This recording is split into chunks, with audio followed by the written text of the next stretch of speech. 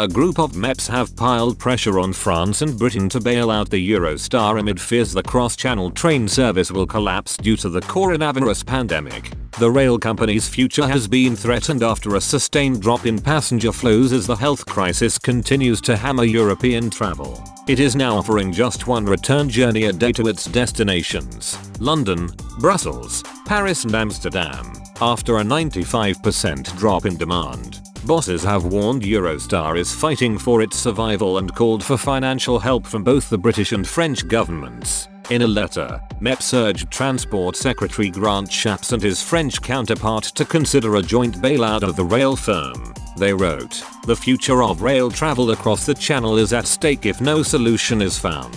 This would not only negatively impact economies on both sides of the Channel and lead to significant job losses, it would also seriously undermine efforts to make transport more sustainable in Europe.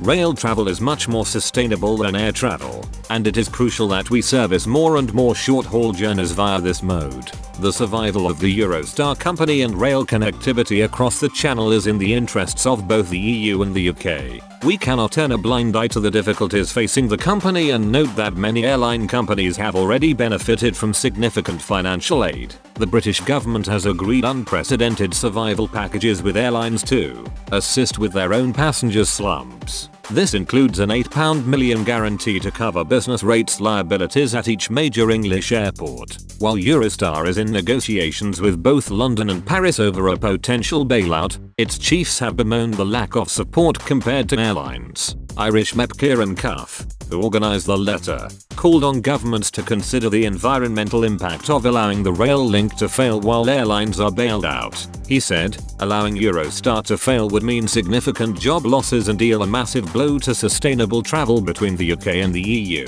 Together with a group of cross-party MEPs and colleagues in the UK, I am calling on all sides to work together to ensure a solution is found as soon as possible. Eurostar's survival is in the interests of both the EU and the UK. If this requires funding from both the UK and French governments, then the money must be found. Sustainable travel deserves support," he added. Airlines have received massive support to survive the pandemic. Therefore, it is fitting that more sustainable travel modes also receive the help they deserve to recover as travel resumes later this year, under Boris Johnson's roadmap to lifting the lockdown restrictions in England. International travel is not expected to resume until at least the 17th of May. The government said it will determine when international travel should resume, which will be no earlier than the 17th of May. It announced a review of travel with a report due to be published on the 12th of April with recommendations about how to kickstart international travel while managing mutant coronavirus strains.